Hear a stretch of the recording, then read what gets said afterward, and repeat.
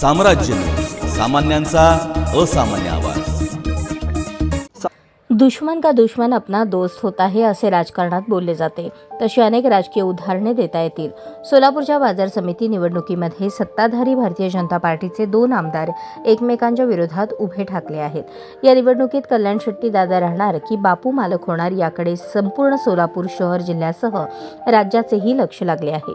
सोलापूर कृषी उत्पन्न बाजार समिती ही उत्तर सोलापूर आणि दक्षिण सोलापूर तालुक्याच्या कार्यक्षेत्रात येते।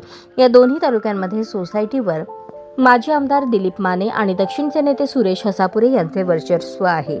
या निवडणुकीत तब्बल 11 जागा या सोसायटी मतदारसंघातून निवडून द्यायच्या आहेत, त्यामुळे सोसायटीवाल्यांचेच सर्वस्व राहते हे ओळखून आणि आपल्या विधानसभा मतदारसंघातील 35 गावचे कार्यक्षेत्र पाहता भाजपचे आमदार सचिन कल्याण शेट्टी यांनी या निवडणुकीत उडी घेतली आहे।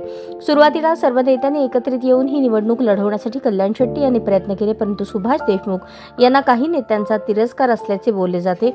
तसेच पुत्रप्रेमापोटी सुद्धा त्यांनी ही निवडणूक लावल्याची चर्चा राजकीय वर्तुळात रंगली आहे। भाजपच्या कार्यकर्त्यांची ही निवडणूक असल्याचे ओरडून सांगताना सुभाष देशमुख यांनी पॅनल उभा केला। त्या पॅनलमध्ये दक्षिण तालुक्यातील बोरामणी येथील काँग्रेसचे माजी पंचायत समिती सदस्य धनेश अचलेरे यांना त्यांनी सहभागी केले आणि निवडणुकीसाठी त्यांची मदत घेतली।